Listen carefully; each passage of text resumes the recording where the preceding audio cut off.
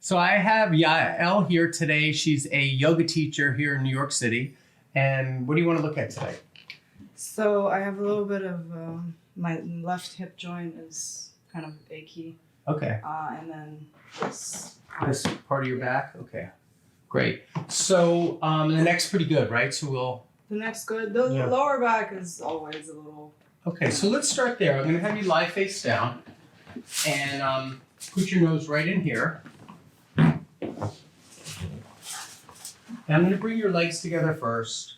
And when I bend the legs up, do you get any tension in the lower back right in here or anywhere in the hips or lower back? Maybe a little bit here. A little higher up, okay. Like up in here? Mm-hmm.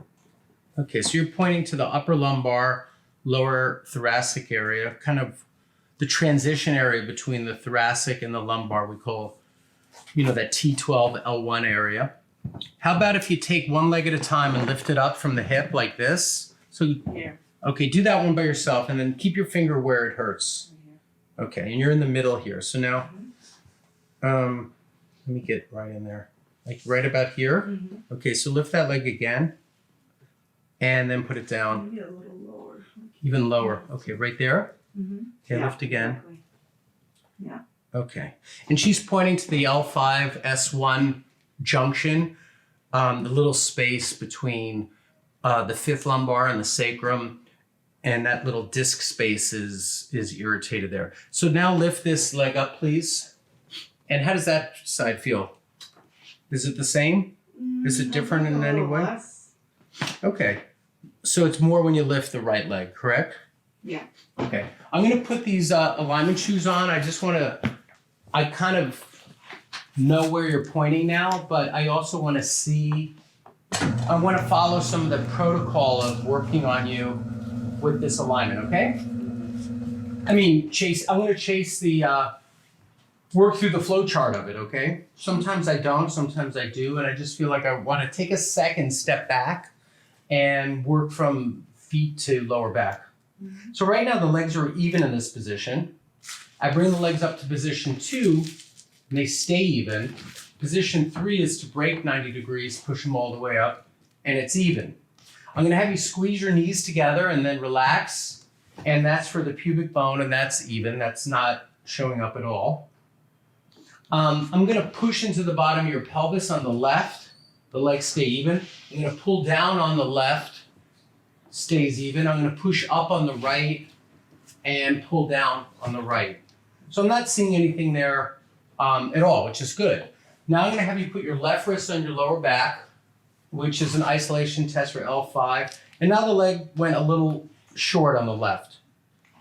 I bring it up to position 2 and they lengthened, meaning it went from short about a half a centimeter, and then at 90 degrees, they evened out again. They were perfect. But that means L5 is a little off. And I'm gonna put it on a lumbar setting and adjust right into L5.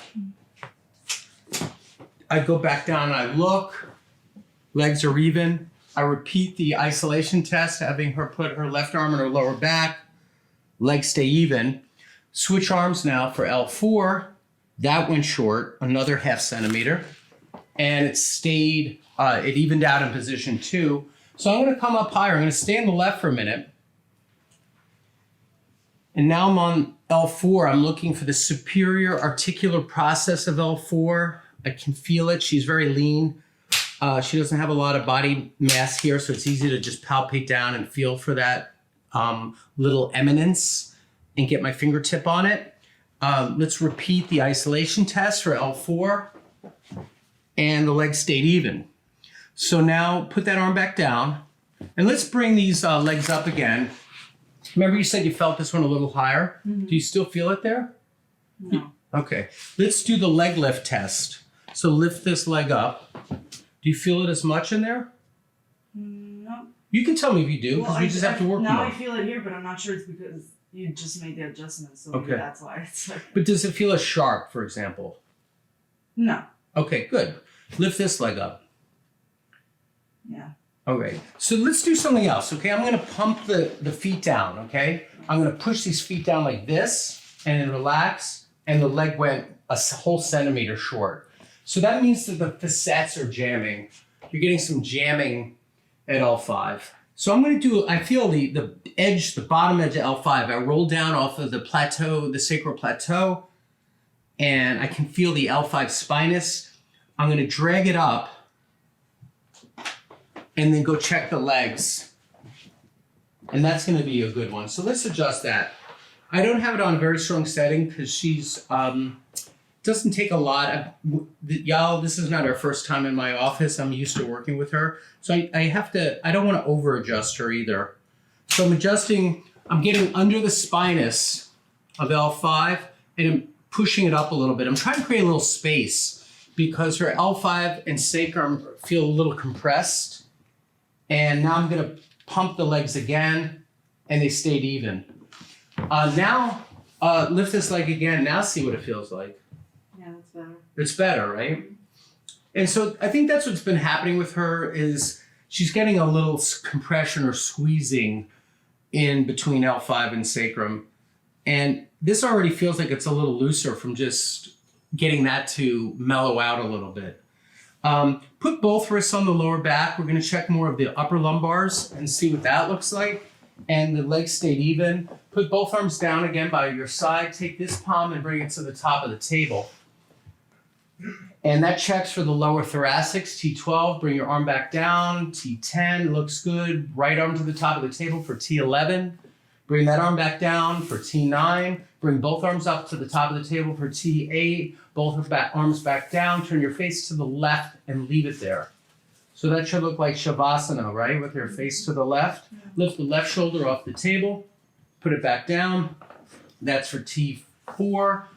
Squeeze your left elbow against the side of the body. Just pull it in tight and let it relax. And that's for scapular rotation. Squeeze the right elbow against the side of the body. Let that relax. Head back to center. Look up straight ahead with your face and back down. Tuck your chin to your chest. Relax back to neutral. Push your face down into the table and relax. Go left and right, left and right. Let me know if there's anything left that you feel. From here. Okay. And she's pointing to a trigger point at the top of her trap. So head back down. I'm just going to release that trigger point for you. First of all, it feels really tight. Do you feel that? Yeah. And I'm just going to go into the trigger point a couple of times. And go to the left again and see if you still feel it. No, it's better. It's better. Yeah. Okay. So what I'd like you to do is come stand up and see how you feel. And stand on the other side of the table.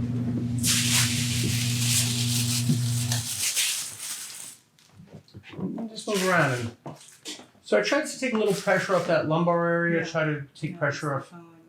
Yeah. I mean, this is a gentle adjustment. This is the activator technique. I did a pure activator technique. I did not adjust by hand. I didn't pop or cracker or twister, no popping. That type of technique doesn't hurt at all, does it? Nope. It's gentle. Okay. And sometimes you do the other style, but I thought, let's just do a pure activator technique today with you and see what we can do. Okay? Thanks.